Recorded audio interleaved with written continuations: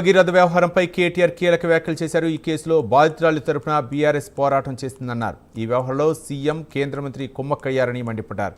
కేంద్ర మంత్రిని బర్తరఫ్ చేయాలని డిమాండ్ చేశారు కేటీఆర్. భగీరథను కేంద్ర మంత్రి దాచిపెట్టారని, కేసును రేవంత్ బండి సంజయ్ నీరుగార్చారని కేటీఆర్ చెప్పారు.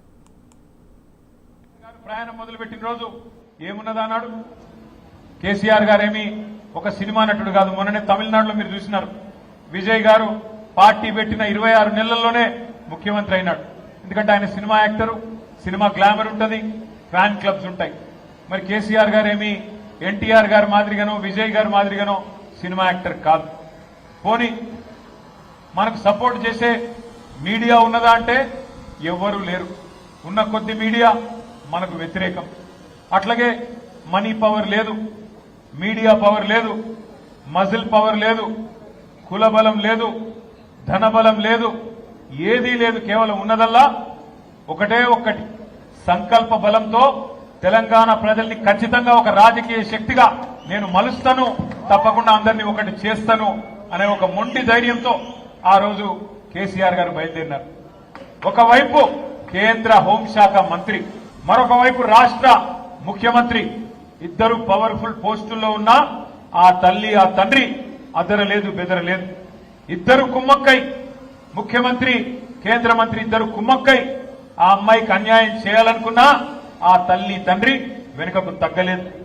కామాంధుడి చేతిలో విలవిలలాడిన అమ్మాయికి న్యాయం చేయాలని చెప్పి ఆ తల్లి తండ్రి చేసిన పోరాటం, దానికి అండగా మన బీఆర్ఎస్ పార్టీ మహిళల నాయకత్వం, మన బీఆర్ఎస్ పార్టీ మహిళా బృందానికి కూడా గట్టిగా చప్పట్లతో మీరు అభినందనలు చెప్పాలి.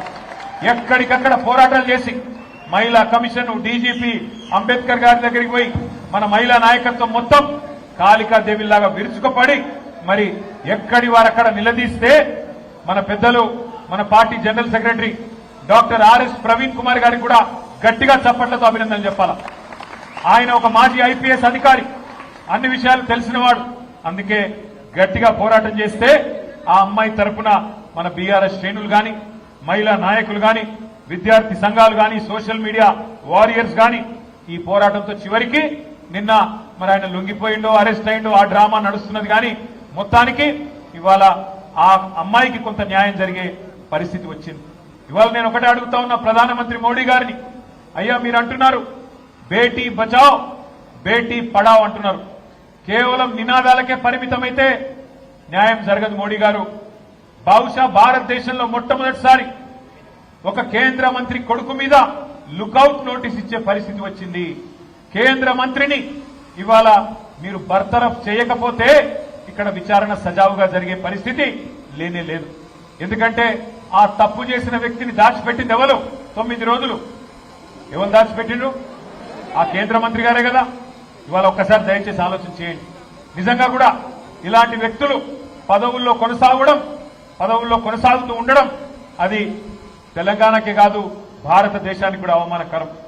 మైనర్ బాలికకు అన్యాయం చేసింది కేంద్ర మంత్రి కొడుకైతే, మైనర్ బాలిక తల్లిదండ్రుల్ని భయభ్రాంతులకు గురి చేసింది స్వయంగా కేంద్ర మంత్రి. ఆయననే పిలిచి బెదిరించి వాళ్లను మరి ఇబ్బంది పెట్టే ప్రయత్నం చేసినారు. ఇంత తీవ్రమైన కేసును నీరుగార్చే ప్రయత్నం చేసింది ఈ రాష్ట్ర ముఖ్యమంత్రి. హనీ ట్రాప్ అని మీడియాను మనీ ట్రాప్ లో వేసి మీడియాను గొంతు నొక్కి వాళ్ళను కూడా వార్తలు రానియకుండా చేసింది ముఖ్యమంత్రి, కేంద్ర మంత్రి ఇద్దరు కలిసి పెట్టిందంతా మీకెందుకు చెప్తున్నాను మీరు అనుకోవచ్చు. ఎందుకంటే ఒకటే ఒక్క డిమాండ్ మనందరిది ఈ సమావేశం ద్వారా, ఖచ్చితంగా కేంద్ర మంత్రి గారిని వెంటనే బర్తరఫ్ చేయాలని ఈ సమావేశం నుంచి మీ చప్పట్ల ద్వారా కేంద్ర ప్రభుత్వానికి మనం డిమాండ్ చేద్దాం. లేకపోతే ఏ ఆడపిల్ల కూడా ధైర్యం చేయదు. ఇవాళ ఉన్న ముఖ్యమంత్రి గారు ఏం చేస్తా ఉన్నారు? శనివారం ఆదివారం రాగానే ఏమొస్తున్నది ఇంటికి? బుల్డోజర్ వస్తుంది, హైడ్రా వస్తుంది. ఏంది ఆయన బాధ? ఆయన బాధ ఏంటి? హైడ్రాని అడ్డం పెట్టుకొని పేదవాళ్ల కొంపలు కూల్చడం, హైడ్రాని అడ్డం పెట్టుకొని పేదవాళ్ల వాళ్ళు పైసా కూడబెట్టి కష్టపడి కట్టుకున్న ఇళ్లను దగ్గర నాకు తెలిసి ఇప్పటికే కనీసం ఒక 30-40 వేల ఇళ్లన్నా రేవంత్ రెడ్డి ప్రభుత్వం కూలగొట్టింది.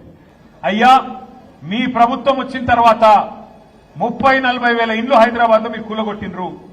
కనీసం కొత్త ఇండ్లు 30-40 కట్టినరా? 30-40 వేల కాదు, 30 అన్న 40 అయిన ఇండ్లు కట్టినరా? ఎన్ని ఇండ్లు కూలగొట్టినావు? చెప్పు లెక్క చెప్పు అని అడగాలి. ఒక మహిళ బుచ్చమ్మ గారు కుకట్పల్లిలో ఆమె ఇంటికి పోయి హైదరాబాద్ నోటీస్ వేసింది.